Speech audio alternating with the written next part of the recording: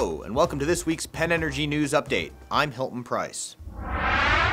The largest hostage crisis of the last decade has come to an end as a raid on the In Amenas gas plant by Algerian military freed more than 800 workers, including approximately 100 foreign nationals. The plant had been held by Islamist militants for 4 days. A total of 81 people were killed. 5 militants have been taken into custody, and another 3 have escaped.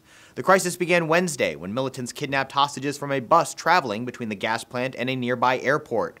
More hostages were taken from a nearby living quarters for plant workers. Foreign nationals among the workers included people from nearly 30 countries across the globe. The militants say the attack was in response to French attacks on Islamists in Mali, part of Paris's anti-terror efforts there.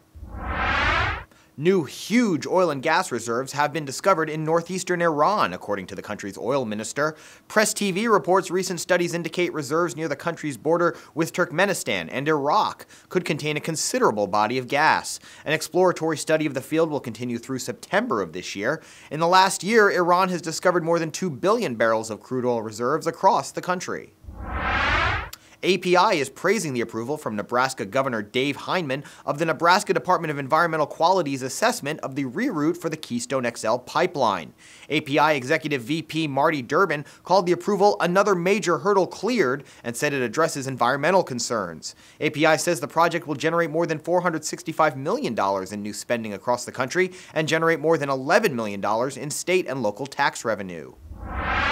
The U.S. Bureau of Land Management announced it would conduct an environmental review for a proposed drilling project in Wyoming. The potential 265,000-acre Moneta Divide oil and natural gas field is located west of Casperand and could include 4,250 new wells. The project has been proposed by Encana Oil and Gas, which already operates other fields in Wyoming.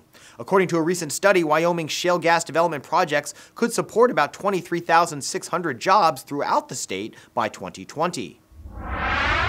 Oil and gas industry workers in the United States are 8.5% more likely to die in a motor vehicle accident while on the job than those working in other sectors. That's according to a recent study by Accident Analysis and Prevention.